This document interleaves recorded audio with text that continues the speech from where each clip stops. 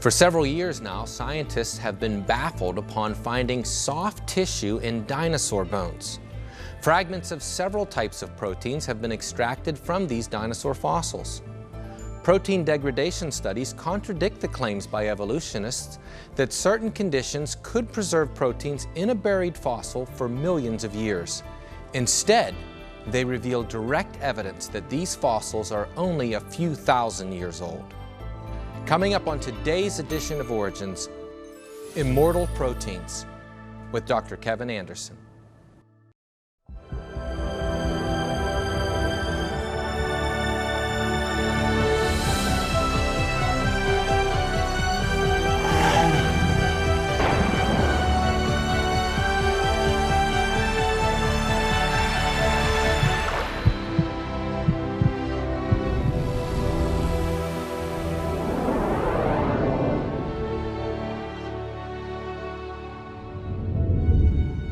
Hello, and welcome to Origins. I'm Ray Heiple. It's an honor to be your host today.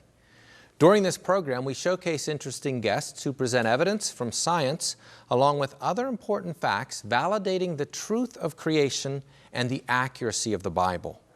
Today's guest, Dr. Kevin Anderson, received his PhD in microbiology and was a research fellow at the National Institutes of Health. He has served as a university professor, taught graduate-level molecular biology, and was the director of research for a biotech company. He has also written numerous technical publications and is currently the director of the Van Andel Creation Research Center in Arizona. Welcome, Dr. Anderson. Well, thank you for having me. Well, we are very excited about today's program. I'm especially intrigued by the title, Immortal Proteins. Now, that doesn't seem possible to me.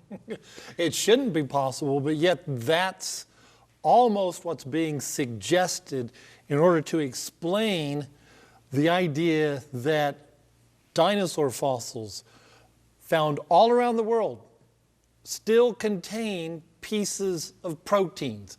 This will include collagen, which is a very dominant bone protein, but also actin and myosin and histones and tubulin and tropomyosin and hemoglobin. See, the list goes on of different pieces of proteins that are still found in these dinosaur fossils. Now, how old are dinosaur fossils usually supposed to be? Well, they're supposed to be 68 million or more years old. Or more, yeah, at least 68 million. Some of these proteins have been found in fossils that are 85, 100, 195 million years old by the assigned dates they're given.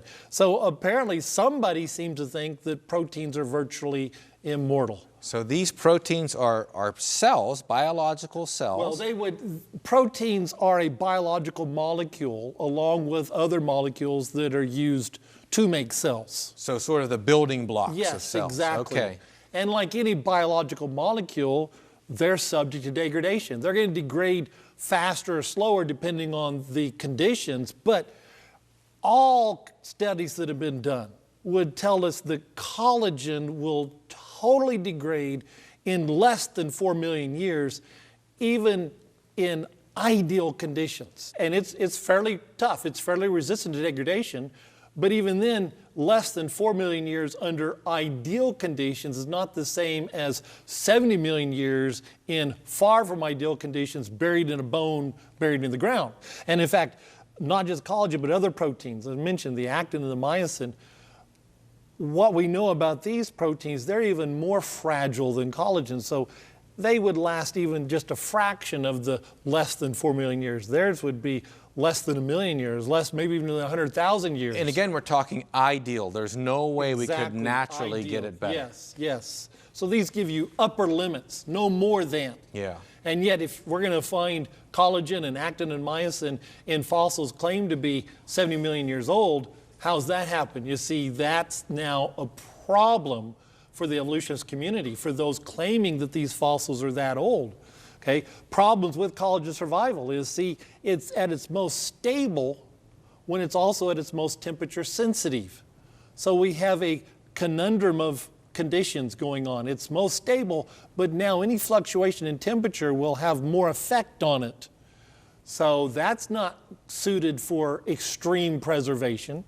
And By evolutionary geology, see, they're going to place the Hell Creek Formation, which is part of the Cretaceous, they're going to place it at a time when the world was viewed, or at least that area was viewed, as going to be a megathermal environment. In other words, it was going to be much warmer than it is today. Well, now, remember, collagen is most stable when it's its most temperature sensitive. You're saying that it was buried during a time where temperatures were warmer even than today. And so a paper in 2008 calculated, said, based on this, the collagen half-life of bones buried during this time in the Hell Creek Formation would be 2,000 years. So half-life, 2,000 years, that means in 2,000 years you've lost half your protein. 4,000 years, you've lost 75% of your protein. You're not going to get... It doesn't take very long. You're not going to get 65, 70 million years worth of preservation at that rate. And this 2008 paper in Science is very critical of the claim that there was proteins in these dinosaur fossils, because no, it can't be. It's just impossible. So even though the scientists are saying, some scientists are saying, we found these proteins, these other ones are saying, no, you didn't. Yes, exactly. You couldn't have. And it's not because they found so much error in their technique, it's because, well, it simply can't be. So this brings up the question then, well, how do you preserve biological material for over 65 million years in a fossil? Well, that's a good question. Maybe you could go up to the board and Yes. show us, because I'm interested in figuring that out myself. Well, there's a lot of proposed ideas, and again, they're virtually all just speculation. So they're trying to find a way to make it work. Exactly. Okay. The single most popular view for preserving the proteins is called the iron model. And it argues that iron will stabilize tissue. And it's going to argue that, see, blood's going to contain a lot of hemoglobin, and hemoglobin contains a lot of iron. And so the blood in the bone contains all this iron. The iron from the blood is going to preserve the tissue. That's kind of in a nutshell the iron model. Now, how's that work? Well, what's iron doing? Okay, very simply, it's called Fenton chemistry, and you can look this up in your chemistry textbook and such and study a little bit more, but the basis of it is that the iron from the hemoglobin is going to catalyze a series of reactions. And the product of these reactions is going to be some ions. Remember, ions, those have either a positive or a negative charge, and they look for their opposite charge. So if you're a positive ion, you look for a negative ion. Okay? But also, you're going to produce what's called free radicals. And like this hydroxyl free radical is very reactive. A free radical doesn't care about charges. It doesn't care if you're a negative charge, positive charge, or no charge. Free radicals react with everything. So the idea is that the iron from the hemoglobin, through a series of reactions, produces this free radical. This free radical will cause a series of cross-links which will stabilize the protein. Okay, what does that mean? Very simply, here's a strand of protein. The circles are the amino acids in the protein, because proteins are strings of amino acids. Okay, the free radical reacts with a couple of the amino acids in this string, in this protein, and the reactions then will cause these two amino acids to actually bind together. This is called a cross-link. Picture the protein like a piece of string. The more you wad it up, the tighter it's wadded up, the more resistant it is to degradation. That's the theory. Okay. So the idea with the iron model is we get all this cross-linking, all this wadding up of the proteins, and by doing that then, they become very resistant to degradation. And so they can supposedly last and last and last millions and millions of years. Now, they're theorizing this, but are they finding this at all, these kinds of iron doing this? Well, there was one study done in 2014 to try to verify the claims of the iron model. Okay? It was done using ostrich blood vessels. And what they did was they soaked the blood vessels in hemoglobin. Remember, the hemoglobin contains the iron, and they soaked the blood vessels in water, and they compared the two. Well, let's see where we get better preservation, in the hemoglobin or in the water. And they did it for 2 years, and what they claimed to have found was after 3 days, they noticed significant decomposition of the blood vessels soaked in water, but they said the blood vessels soaked in hemoglobin after 2 years are still intact. So they concluded this is a 240-fold increase in stability, which then If you say you can get 1,000,000 years worth of preservation without the iron model, take that by 240, that's 240 million years, problem solved, tissues preserved, the proteins are preserved, we got it exactly. And that was, in very simple terms, the conclusions of the study. Now, this is the hemoglobin soaked, these are the water soaked. These are in black and white, but what's one of the things you immediately notice? See how much darker these are than these. These would be in color, these would be red, because the hemoglobin is red in the presence of oxygen. That's why your blood's red. Okay? These are not red because what color is water? Clear. Yeah. So what you have is the water soak kind of pulled all the color out of the tissues. So just immediately, just visually, you would say this is better preserved than this simply because this is a nice, deep, rich red color. If you go to a grocery store and they have brown meat and red meat, which do you buy? You're going to buy the red, for exactly, sure. And yes. they know that too. The brown meat goes on sale. It's just as good, but they recognize you think that red meat represents better preservation. When you're looking at something, you tend to find what you're looking for. Okay, so some of the challenges, 2-year study is not trivial, but very hard to extrapolate to 70 million years, especially a 2-year study at a constant temperature. Like I say, it's not trivial, but if you're going to say this 2-year study shows us what could have happened over the course of 70 million years of a buried fossil, say that's extrapolating a little bit beyond what would be reasonable interpretation.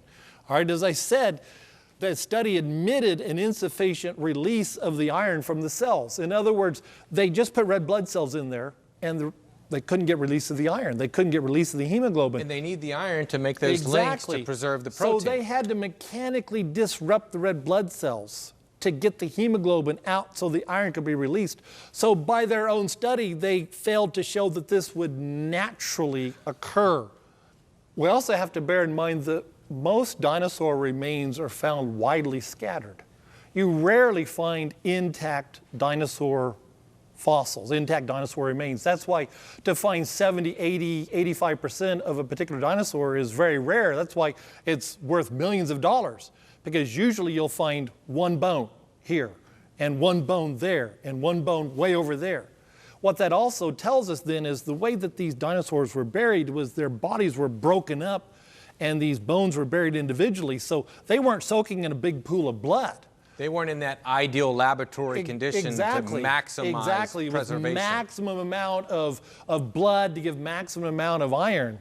And so that becomes a challenge, is was there really even enough iron from the blood to be able to actually get much preservation going on of the tissue? We have to bear in mind as well that water is a very harsh negative control. It's called a biological solvent. When they soaked the ostrich blood vessels in water, what they were doing is putting it in almost the worst possible condition, because that will actually accelerate degradation of tissue. Your body has a lot of water in it, but it's all in a form of a buffer. And so what they should have done at the bare minimum was they should have put the ostrich blood vessels into various types of buffers, not just into water. What they did was they maximized the difference. In other words, putting in water and putting into something else, we're going to get a maximum difference. You get that 240 times, whereas realistically, it's not going to be as bad as this. It's not going to be as good as this. Exactly. It could have been much closer if they would have used a different type of solution realistic than water. The results were, as I mentioned, strictly visual in interpretation. They just said it looks darker, looks it better. Looks right. Yeah, it looks more intact, or it looks more degraded, but they offered no protocol for how they were measuring levels of degradation. And there could have been ways they could have, added something to those two samples to see. There was ways they could have actually analytically measured. They could have said, okay, this was the wall, and now it's this size. So there were ways of analytically measuring. There are analytical chemistry techniques they could have employed, but they didn't do any of that. And to me, this is a huge problem. It was strictly just visual, and that's very subjective. They found what they wanted, so why keep going, right? Very subjective. Another challenge that's being offered, even in the secular literature, is blood doesn't have enough iron.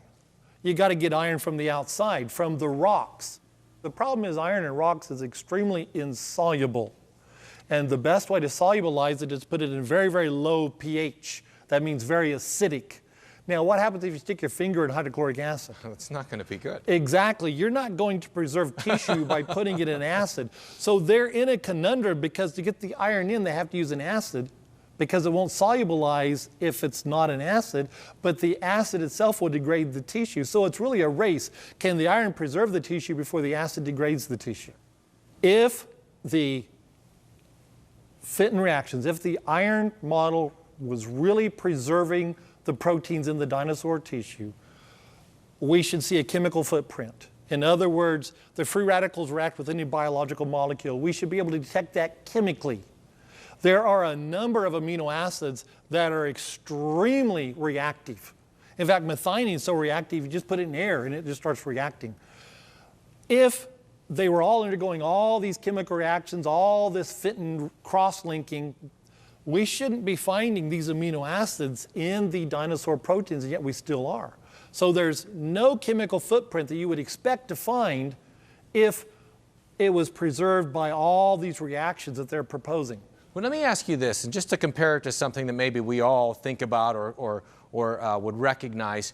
You know, I think everyone has seen stories of them finding mummies in Egypt, you know, in the pyramids, and they're encased and tried to, you know, the Egyptians tried to preserve them as best they could. Would you find any would you find any soft tissue or proteins in these mummified remains that we know are only 3,000 or 4,000 years old? You will find small amounts, but that's what's interesting is you're going to find small amounts. They've worked and worked to preserve these, and everybody recognizes just a few thousand years old, and you're just finding small amounts. You're not finding massive amounts of tissue still remaining with these mummies. So if we only find small amounts in intentionally preserved mummies that are, you know, 4,000 years old, 5,000 years old, and yet we're also finding small amounts of tissue in fossils not intentionally preserved that are supposed to be 70 million years old. You see, there seems to be a huge break point. And obviously, we would argue that's because the age of the dinosaur fossil has been misdated. Let's just hold that thought right there. We need to take a break. Stay with us. More on immortal proteins after this.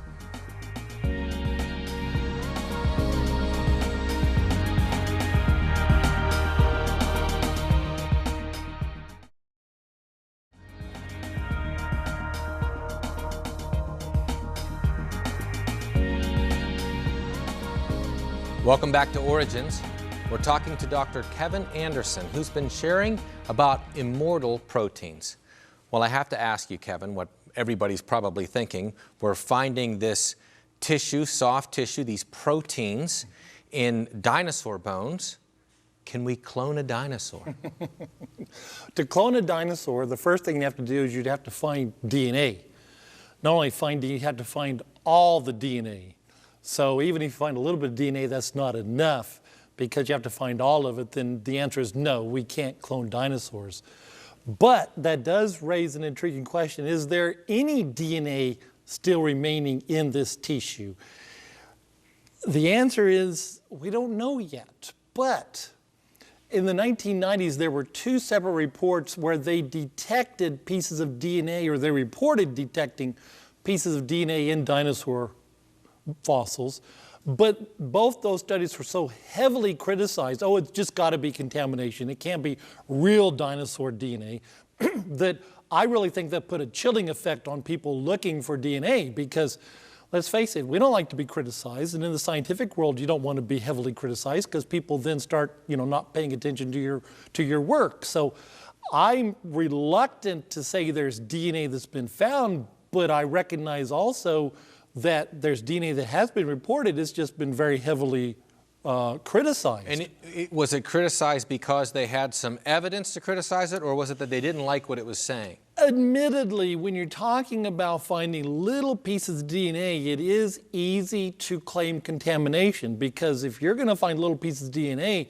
you have to have it very, very clean. You've got to account for all possible contamination, and that's not easy to do. And in the 1990s, maybe couldn't quite account for everything.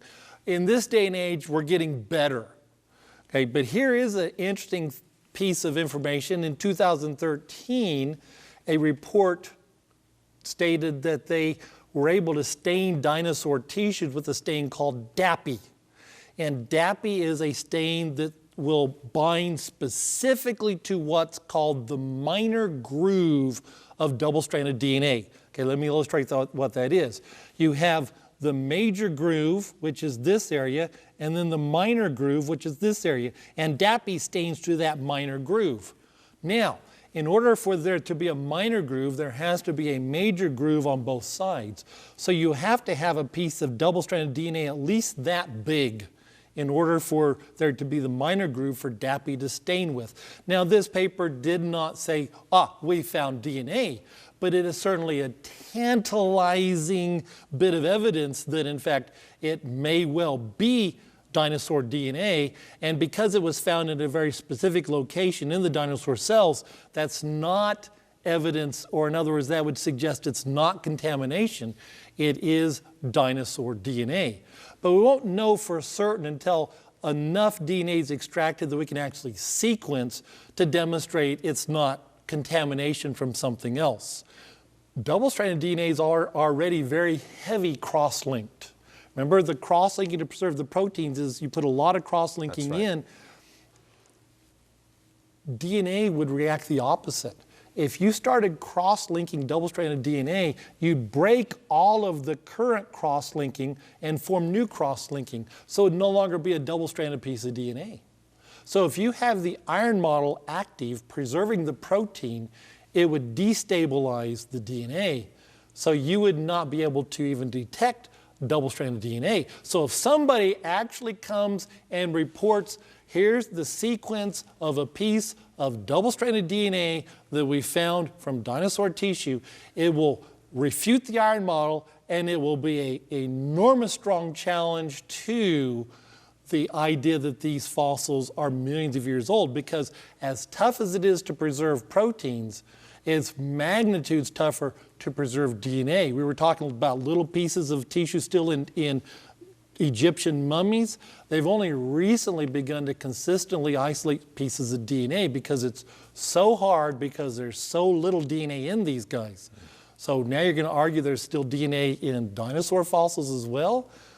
So that's why I think they'll be very reluctant to report. I mean, as a scientist, you want to report. Yeah, you would think if you could find DNA in a dinosaur bone, you would want to shout that from the housetops. But you would also recognize you're going to come under incredibly heavy criticism. They're going to say, you're not a good scientist. Well, they're going to say, oh, it's just contamination. And you didn't know it, and so you're a bad scientist. Because the evidence, the existence of DNA in dinosaur fossils is going to be almost impossible. So it's going to be an ad hominem. Right, almost impossible for them to be able to just hand wave away and say, well, it's no big deal. Yeah. Now, I want to finish with a statement from Jeffrey Bottas. He's an organic geochemist, and he, in a 2006 interview, so this dates back a while, in a 2006 interview, he said, I can't imagine tissue surviving millions of years in dinosaur, and here's the reason why. He said, even if the T-Rex would have died in a cooler, drier climate than Hell Creek. In other words, Hell Creek at the time of the fossilization, remember, was wet and warm. Wet and warm, you said, which is not good for Right, which is not good. Environmental radiation would have degraded its body. Bones absorb uranium and thorium like crazy. You've got an internal dose that will wipe out biological molecules. If you're going to say this bone has been sitting in the ground for 70, 80, 100 million years, it's been exposed to radiation for so long, there'd be no biological material left. And that's in a better climate than it actually was in, he's saying. Yes, and my challenge is that there is no current preservation model. There's no current preservation wild idea that will account for preserving this tissue for tens of millions of years exposed to radiation. In fact, it's never even talked about because they have no clue how to explain it. And yet there it is, we know it's exposed to radiation, everybody admits it's exposed to radiation. You can take a Geiger counter and run it over dinosaur fossils and it lights it up because they've soaked up a lot of radiation. As he just said, bones will absorb radiation like crazy for tens of millions of years and still have pieces of protein, still have stretchable tissue, still have intact cells. See, it doesn't work. And if the fossils are misdated, that means the rocks are misdated, and the whole geologic time scale that evolution is based on comes crumbling down like a house of cards. And we're not just talking about, 100 million to 50 million, we're talking about hundreds of millions of years to thousands of years. Yes. They don't want to go there. No, they do not want to go there. Well, Dr. Anderson, I want to thank you for being on the show. This was fascinating stuff. Yes. Scientists have been finding dozens of examples of proteins, soft tissue in fossilized dinosaur bones. Everything that we know about fossilization says that that should not be the case. That if that is the case, the bones have to be thousands of years old rather than tens of millions of years old. The evidence is pointing them in a clear direction, but they do not want to go there. And that's because if they do, they have to give up the theory of evolution, they have to give up millions of years, and they have to allow for the Bible's view of creation. It just shows us once again that we know what the Bible says is true, and the proof is all around you. I want to thank you for joining us for this edition of Origins, and we'll see you next time.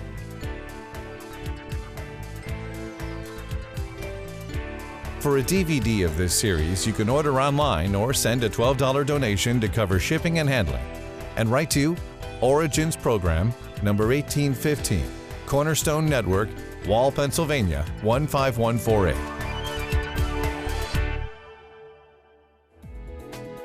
This presentation was made possible by the faithful prayers and financial support of you, our Cornerstone family.